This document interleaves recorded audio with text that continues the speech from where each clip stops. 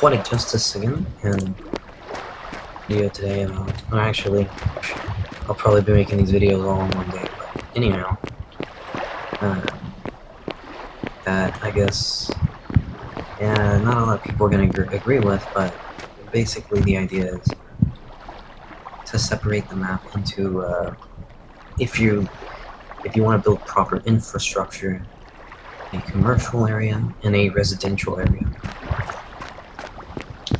Now, or probably even a third area for stuff that's kind of commercial but not exactly, like for example designated lumber area or a designated mining spot.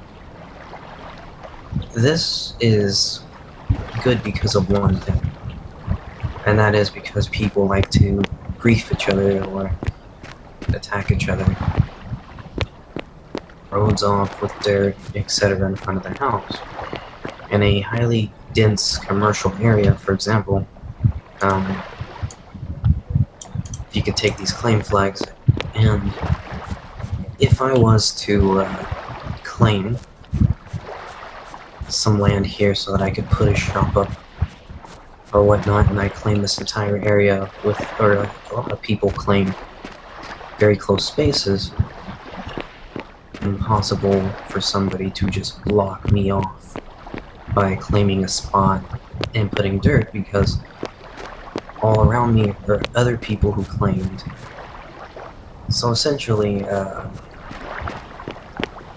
be then that your house would be what you would put somewhere far away because it is very closed off. And since the commercial area is closed off, then basically who claim land around it, there's no way you can get grief there. But at your house, if you get grief, it's just your house. You don't have to worry about moving things back and forth unless you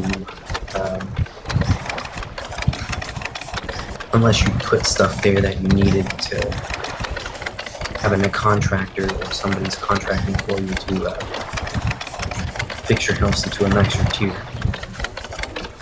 So anyhow, this is more like this thing I built here is like it's supposed to be, I guess,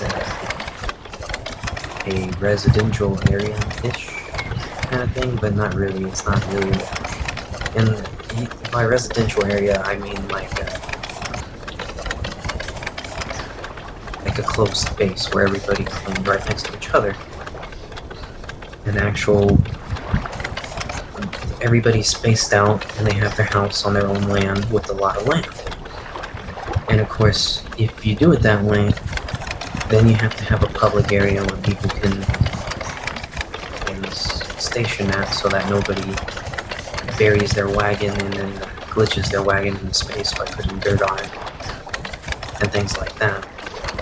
And so the residential area is impossible to victim of something like that, and it allows the economy to continue even whenever somebody decides they want to be a griefer. That being said, people who claim, whenever you claim land, too much land that you don't need. For example, I only needed 16 flags to claim land for that, which I've stated in another video already. That's not very many flags that I needed to put a mint somewhere and put and everything else somewhere, or to shop. That's not a lot, and that's probably going to be the best you should do for a commercial area. And a commercial area is going to look more dense than this in the actual server, because everybody's going to be shoulder to shoulder.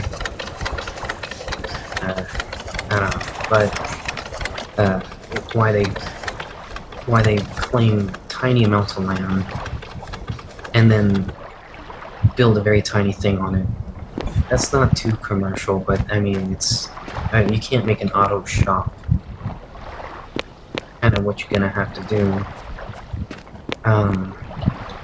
to function. And the entire idea of separating the two areas of the commercial and residential Residential is important because it gives you skill points here based on what you have in your house. Commercial area sells and runs the economy, which is really important, which is where all the greedy people and stuff like that are going to try to grief people and troll people. And so whenever you give land away in a commercial area, depending on how you do it, it can really be beneficial because it'll force people to be more densely packed in one space, which will make that space too big for somebody to just use dirt and block the road off. And I think that'll be it for this video. Also, I'll just add one more note, and that is that the server I'm using, I'm hosting my own server obviously, and have admin powers on it, but it's being hosted on a cloud service for people who are admins on the servers or host servers. I use a cloud computer. It's basically a virtual box that's shared between many people's computers. And